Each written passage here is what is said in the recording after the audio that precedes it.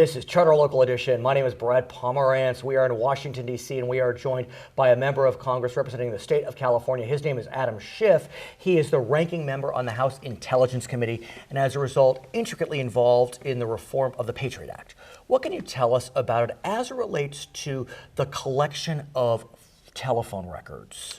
One of the provisions of the Patriot Act that was expiring is one that authorized the collection of bulk metadata. And what that is information that the phone companies hold, which is numbers connected to other numbers, the time of phone calls, the date of phone calls. It doesn't contain the content, so there are no recordings, but nonetheless it was data the government was acquiring in bulk.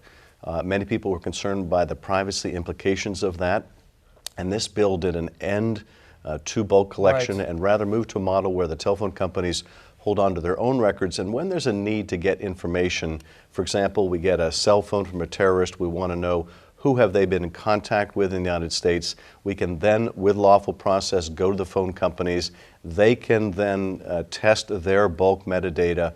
And that way we get out of the business of gathering that data ourselves. What I'm wondering, though, is if the government is in possession of the data without having to go to the telephone companies, could they not run algorithms to look for patterns to the benefit of our national security? Well, in theory, the answer is yes, although we have to remember that this data involves millions of Americans who have no connection with crime and for which there's no probable cause to believe that any of them are connected with crime.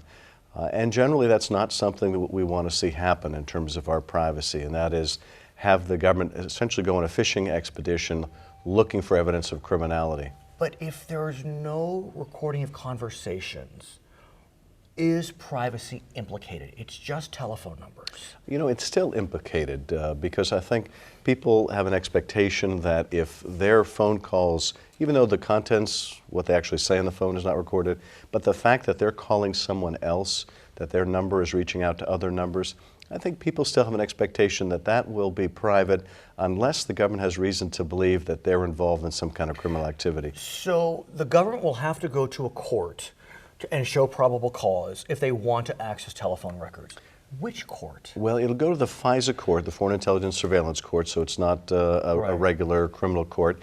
And actually the showing is less than probable cause. They only have to show a reasonable, articulable suspicion, called the RAS standard, that a number is connected with a plot. So it begs the question then, because there had been tremendous criticism about that process when the government was going to the FISA court, because there was no one on the other side to argue against the government's position. Has that changed? Exactly, that's a very good point. That was another component of the USA Freedom Act that has now been signed by the President. We not only did away with the bulk metadata collection, but we also established an office of a special advocate within the FISA court so that the FISA court judges will hear a contrary view in very significant cases, cases of constitutional dimension. We do want someone there to represent the privacy interests of the public, and this bill establishes that. Who will decide when that special advocate should be brought into the process? Well, that's a great question, too. Ultimately, the judges will decide. I see. Now, they are supposed to call for that attorney in these cases of significant constitutional dimension, but there is some discretion with the court about when they think that would be necessary, appropriate. We pushed for as strong a language as we could, that they shall appoint. Others wanted it to be much more open-ended, that they have the option, and we found, I think, some middle ground. But the expectation is that in significant cases that this will be employed. So in the final analysis, as someone who has really been in the trenches on this issue for years, do you feel as if the new Freedom Act, we'll call it, is an appropriate compromise that balances the interests of privacy and national security appropriately? It really is, and quite amazing for a Congress that is so dysfunctional. But this very difficult issue, the intersection between privacy and security, that aroused very strong passions on both sides, Congress somehow managed to legislate on. We passed this bill in the House with overwhelming support, more than 330 votes for it, majority of Democrats and Republicans, and ditto in the Senate. So it was quite a remarkable and rare achievement for Congress. And I want to ask about that coalition, because it was an odd one. This was not an issue that broke with party lines. You had some Republicans that were in support and some Democrats opposed, and the reverse. How did you build a coalition? Because it was an issue that really cut across party lines. You know, I think a number of things came together. In part, it was you had civil liberties advocates who really wanted these reforms. In part, it was people who wanted to maintain the capabilities and were concerned that without reform they would lose them altogether. So you had that motivation. And then I think you also had the companies themselves weigh in, the tech companies saying, we have to compete overseas. And it really hurts us if we're viewed as basically an instrument of the intelligence community. And so this helps us economically with our overseas customers that we can maintain some distance from the intelligence community. I want to ask you about what you describe as the dysfunction of Congress, because when I've spoken with members of Congress who are on certain committees, they insist that X committee is not dysfunctional. For example, Veterans Affairs.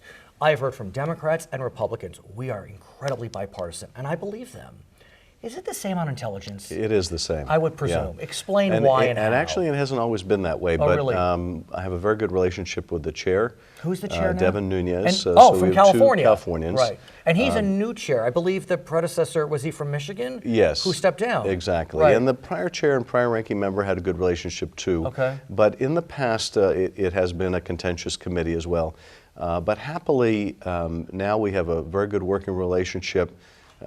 We, certainly have areas of disagreement. We agree to disagree, but we try not to let those disagreements prevent us from doing the work where we can find common ground. But why is it that in this moment in time we are seeing that air of bipartisanship? What's working? Because look, I could see a scenario with what's going on in the Middle East, what's going on in the Crimea, that there could be a lot of rancor. Why is it working right now? Well, it's not working everywhere. It is working within our committee. And that's what I mean. I have a theory about committee. it, which is frankly not a very uplifting theory, but I think part of it is, frankly, the Intelligence Committee has most of its hearings in closed classified session because we're dealing with classified information. And as a result, there's no grandstanding. There's no one to grandstand to. And so the members kind of roll up their sleeves. Nobody puts on airs. No one is basically acting for the benefit of an audience somewhere. And I think that changes the nature of the meeting. Now, that's not a justification to go to closed session with other committees. I understand. But nonetheless, I do think it has a salutary impact. The other thing I would say, Brad, is that the subject matter is inherently less partisan, or at least it should be. It deals with our national security and national defense, and it's not the usual kind of hot button red meat that the parties fight over. But right now we're in a precarious position nationally. What's happening in the Middle East is daunting and confusing. And so without revealing classified information, obviously, what can you tell us about where we are today as it relates to the crises in the Middle East? Well, you're right. It's extremely challenging, and just knowing who the players are and who's aligned with whom varies from country to country, space to space. Of course. We are dealing with the incredible dislocation that was brought about by the Arab Spring. Right. When you have governments toppling, you have large stateless expanses. So much hope then. What happened? It is horribly tragic. The only country that has really gotten it right is tiny Tunisia. Right. The place where it all started, where that fruit vendor set himself ablaze. Right. They have gotten the governance right. But interestingly and ironically, part of the reason why Tunisia got it right is that Egypt got it wrong. Tunisia watched what happened in Egypt, and of course Tunisia's watched what's happened in Syria and elsewhere, and they decided, okay, that's not where we want to go. And so even though the Islamist Party won in the first election, as they did in many of these post-Arab Spring governments,